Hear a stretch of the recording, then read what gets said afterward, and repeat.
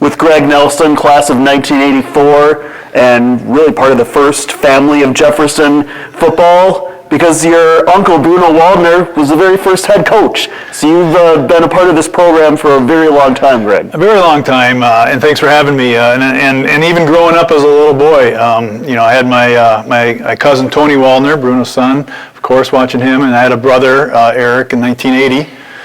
Go through it. So we've been through the football family and a couple of generations of that. Yeah, it's been great.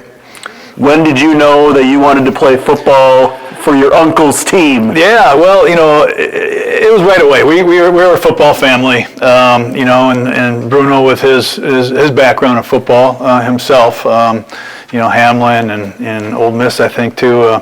But ironically, only a couple people knew in my year that I was Bruno's nephew. Bruno and I had a sort of an agreement, mutual agreement, that we'd sort of keep it silent, maybe to avoid a little, preferential treatment and all that, kind of gossip. But it wasn't really until the banquet that people found out that I was really his nephew. So only really close, couple tight friends knew that. You were on some very good Jefferson teams, especially the one that went to the Prep Bowl. It was in its infancy back then. What do you remember about that special season making it all the way to the state title? Yeah, is Prep Bowl 2, number 2. And going back even further, what I remember is, I think back in the, I say 80 or maybe in the late 70s, Jefferson had a good squad and they never got that championship trophy. And I remember as a little kid going to that game when they lost, and I told Bruno, I said, "We'll get you a championship ring, Uncle." And he kind of laughed at me and blew me off. I was just a little kid, but we always had that feeling growing up. We were always a good squad, and we were a tight group and played well together, and that flew, that carried through certainly through the high school years, and certainly those memories came to fruition. Going to the Prep Bowl was an experience that I'll never forget. Didn't turn out the way we wanted it, but we certainly were competitive, and the road to get there, so many things have to happen, whether it's a turnover or an injury. So many things have to line up, and the stars were aligned for us that year. And playing that Prep Bowl in, at that time, a brand new or very new facility too, right, in the Metrodome. That had to be a cool experience to be on the same field as the professional team. Yeah, it was. You're exactly right. It was a brand new venue at the Metrodome, and being one of the first high school tournaments to host that type of football in a dome stadium was pretty surreal. And that game, the championship game, came down to the final few seconds. What do you remember about some of maybe the highs of that game, and then obviously the close finish that didn't quite go Jefferson's way? Yeah. It was a back and forth game, very high scoring. I think 34-32, 34-31. Both teams were into pretty good. A couple turnovers, sort of swayed the game Coon Rapids' way. But again, it was, right off the start. I think the first play of the game, we forced a turnover and scored a defensive touchdown. So we got on the board right away, and then we had the momentum, and it seemed to carry that through. But yeah, it certainly came down to the last play of the game, and unfortunately, it just didn't go our way. You were a two-way player for Jefferson, tight end and defensive line. What do you think you were better at? What obviously you played in college too, but what was kind of your specialty? Yeah, I played tight end, defensive end. I enjoyed the tight end position more so than the defense. Coming out of high school, I was recruited as a defensive end from St. Cloud State, and they gave me the opportunity to try tight end. And I stayed and remained a tight end at St. Cloud State. But I liked both sides of the ball. Before our year, Bruno never really liked the idea of people going two ways. He was, it's either defense or offense, and our year sort of changed that. We had, there was about 4 of us that went both ways, and it was kind of a new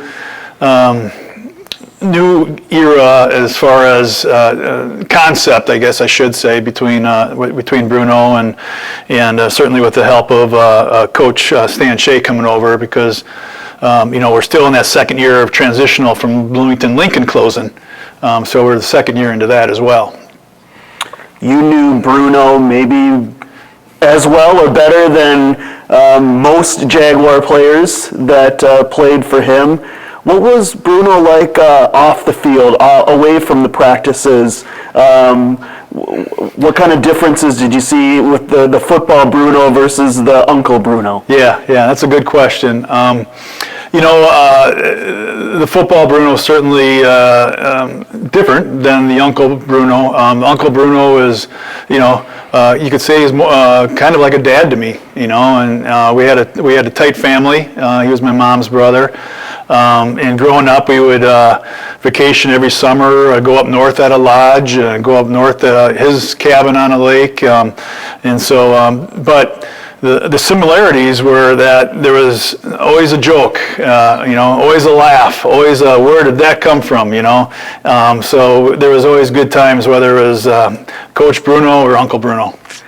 How about a story or two about Bruno that can be shared here as a part of this documentary?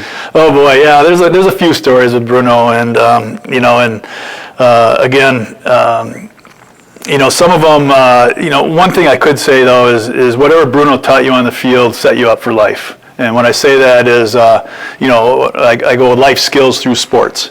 And certainly he had that, that was his philosophy. And, right off the bat when we were there, we were men, not boys. And he carried that through and really taught us, the hard things of life. And, and Bruno brought that with the STAR program at Jefferson as well. Not to, I remember going to Bruno's funeral actually, and there were just many STAR students there saying how much he changed their lives and made them successful. But as far as stories go, boy, there's a couple. I remember one time, we had our center. He was trying to hike the ball on, we're practicing point after touchdowns, field goals, PATs, and our center could not get that ball back farther, fast enough and far enough. And finally, Bruno just gave back. And Bruno had a dog growing up. His dog was called Muggsy.